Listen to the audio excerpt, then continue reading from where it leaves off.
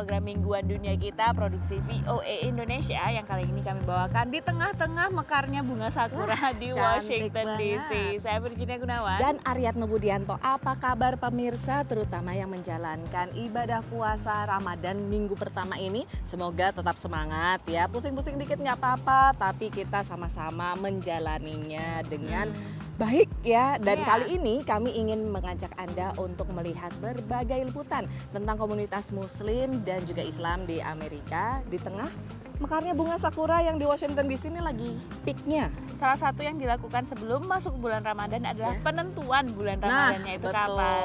Nah, di Amerika Serikat juga ada kelompok yang melakukan penglihatan terhadap bulan, tapi ada juga yang hilal dan hisab. Ya, diputuskan secara bersama. Nah, kita pengen tahu ceritanya seperti apa soal penentuan Ramadan pertama itu. Nah, betul. Dan selanjutnya kita juga akan beranjak ke kota Houston, Texas untuk bertemu dengan komunitas Indonesia yang merayakan Ramadan dan juga mereka melibatkan komunitas lainnya. Beragam kegiatan dilakukan umat Islam di Amerika Serikat menyambut bulan suci Ramadan, termasuk oleh diaspora Indonesia. Kami dari Youth Imam mengucapkan selamat menunaikan ibadah puasa Ramadan. Ramadan Mubarak. Ada kegiatan kerja bakti membersihkan masjid di Imam Center di Silver Spring, negara bagian Maryland, hingga bazar di Masjid At-Thohir di Los Angeles, negara bagian California.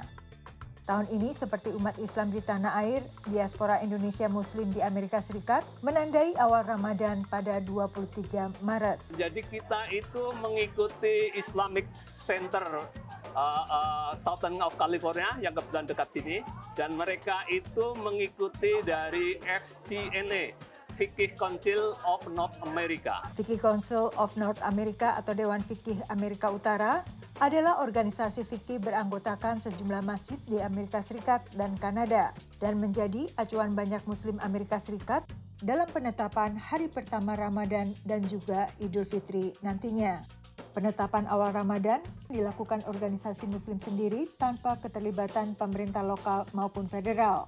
Jadi kami bersepakat untuk menentukan jatuhnya hari Ramadan itu mengikuti Fikih Council of North America.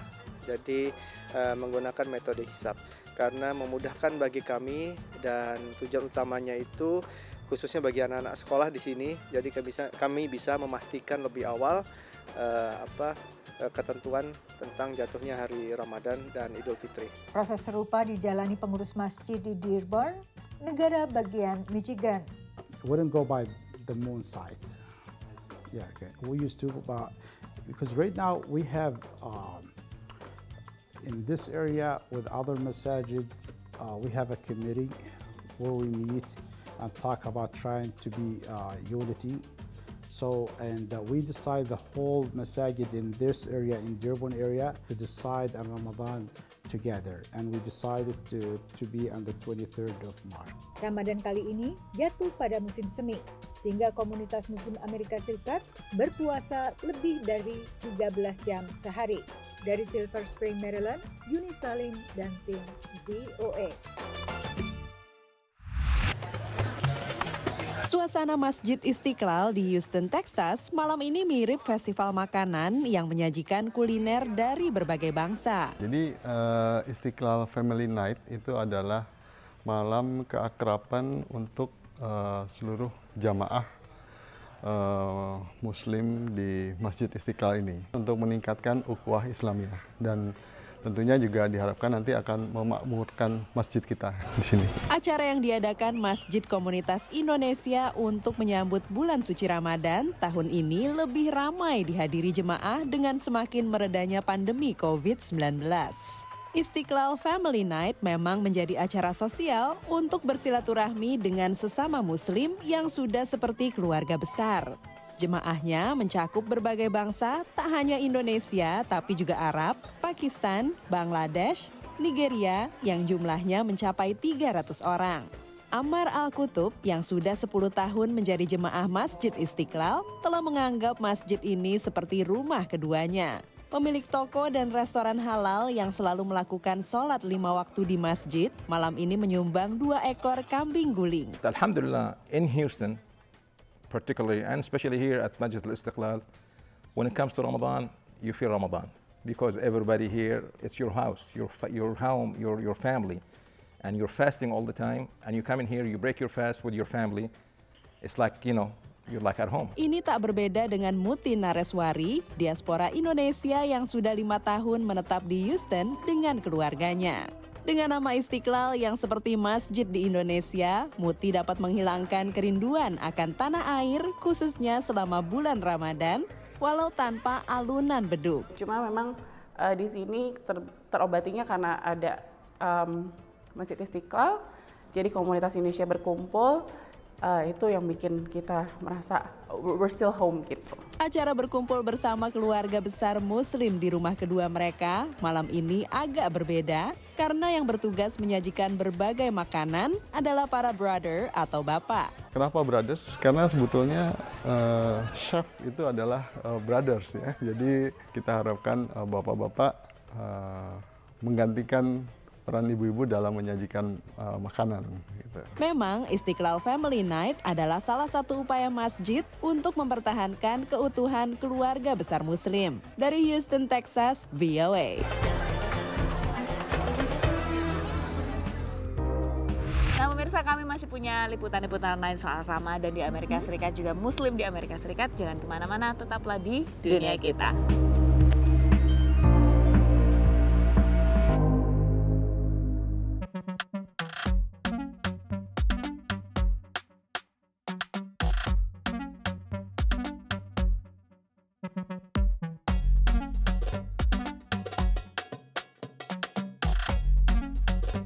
Udah mulai mekar, hampir penuh ya nih. Udah hampir penuh dan bahkan karena sekarang berangin sekali jadi mulai rontok juga. Ini saat yang tepat pemirsa untuk datang menikmati cherry blossom di Washington DC, ibu kota Amerika Serikat. Nah, kita masih ngobrol-ngobrol soal Ramadan di Amerika. Dan berikutnya kebetulan nih ada pemirsa setia Dunia Kita yang ingin bertanya sesuatu. Halo VOA Dunia Kita, saya mau bertanya nih. Selama bulan suci Ramadan di Amerika Serikat, kegiatan apa saja yang bisa dilakukan di sana? Terima kasih. Nah, yang berbeda pastinya kalau setiap tahun itu mungkin karena di Amerika Serikat itu musimnya ada 4, jadi perbedaannya tuh fluktuatif. Ramadannya jalan terus gitu ya, semakin mundur. Nah, karena perbedaan musim itu berpengaruh pada lama puasa, betul. Dan juga kondisi untuk berpuasa itu tadi.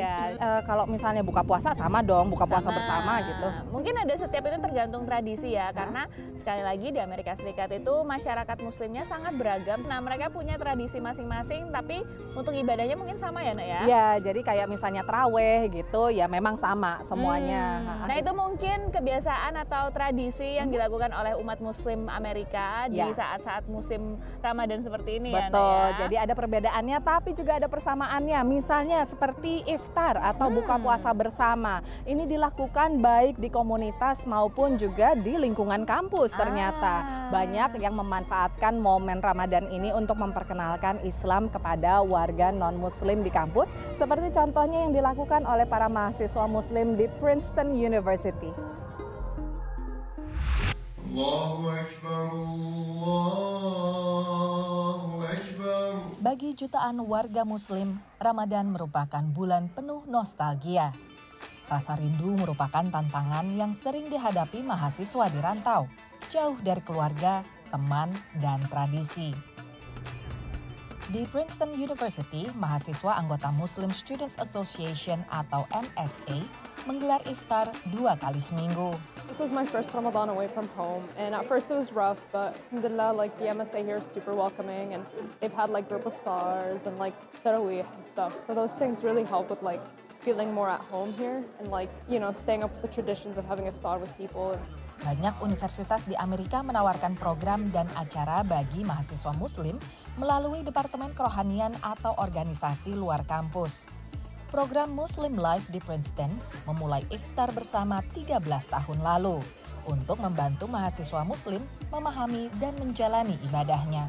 What does faith mean in a space like a college campus or a university?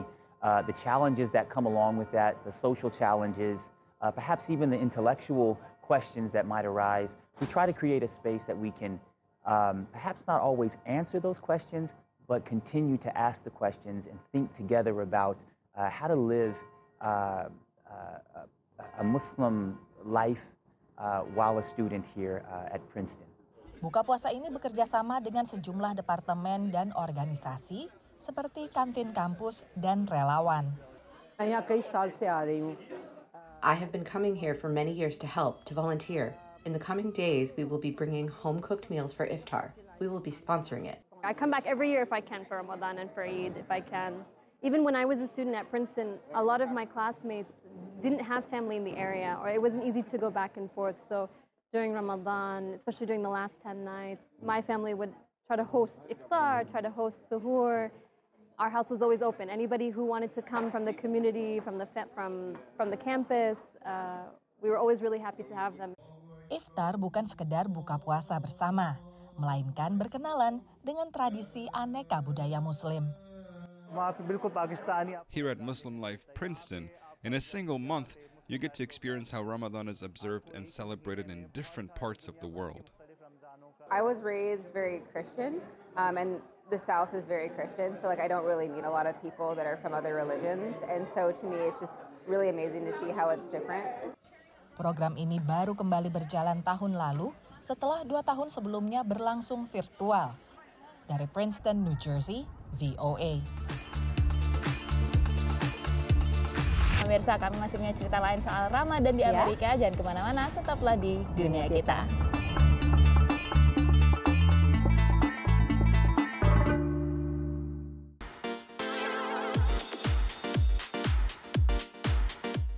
Pemirsa, Anda masih menyaksikan Dunia Kita yang kami bawakan dari kawasan Tidal Basin di tengah mekarnya bunga sakura di Washington DC yang sangat terkenal. Ini masih membicarakan soal komunitas Muslim atau komunitas Islam di Amerika Serikat. Nah, ini ada cerita-cerita dari para anggota DPRD di negara bagian Illinois ini. Bagaimana caranya mereka itu untuk merepresentasikan komunitas Islam mereka di daerah tersebut. Betul, dan selanjutnya kita juga akan beranjak ke negara bagian California, melihat sebuah tempat namanya Little Arabia. Dan ternyata di sana punya sejarah yang cukup panjang bagi komunitas dari negara-negara Muslim untuk punya bisnis dan punya pengaruh di sana. Langsung aja kita lihat.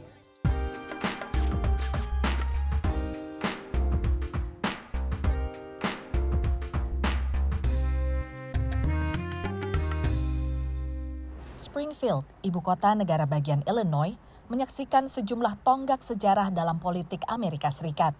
Di antaranya karir 2 politisi menuju Gedung Putih, Abraham Lincoln dan Barack Obama. It is surreal, to know that Abraham Lincoln was in the same position as me. Saat menapaki langkah pertamanya di gedung DPR Illinois, benak Nabila dipenuhi sejarah. Our tour guide said that he actually took a picture of Barack Obama in the same exact place that me and my family were posing. So to think about the history that it is just in Springfield that exists here, and the history that we're contributing, it's an incredible feeling. Dalam sesi ke-103 ini, Nabila dan koleganya sesama anggota Partai Demokrat, Abdel Nasser Rashid, mencetak sejarah sebagai anggota DPR Muslim pertama di negara bagian Illinois. I think considering that Illinois has the highest per capita population of Muslims, I do wish it happened sooner. Raise your right hand and repeat after me. Nabila mengalahkan petahana dari Partai Republik di distrik pinggiran Chicago. Not only am I a Democrat, but I'm a hijab-wearing Muslim Indian American woman. So, our values, the way that we communicate our message, the way we engage our community went beyond those things that people consider to be obstacles, and we flipped our district. Di usia 23 tahun, Nabila adalah perempuan termuda yang dilantik di DPR Illinois, yang dikepalai seorang pria kulit hitam dengan kaukus keturunan Asia terbesar dan ketua Partai Republik Perempuan pertama. As the first Palestinian elected to the legislature and as one of 2 Muslims, I also carry the voices of so many people who have been marginalized and have been yearning for representation. Menurut analis dari Northern Illinois University, keragaman bukanlah sebatas warna kulit saja. It is more about perspectives and strategies and a position.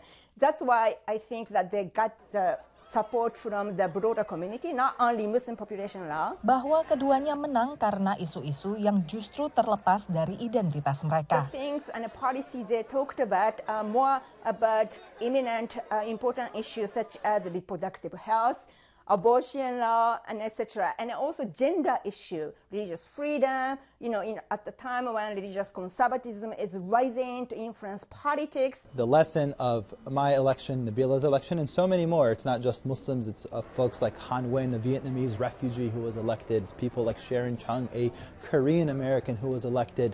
The number of people who are in the Illinois legislature reflective of the diversity of our state. This is something that we should take pride in and something that we should embrace. Kemenangan Abdel Nasser dan Nabila mengantar Partai Demokrat menjadi mayoritas di DPR Illinois. Our democracy is composed of us, and we're contributing to making America amazing. Dari Springfield, Illinois, VOA.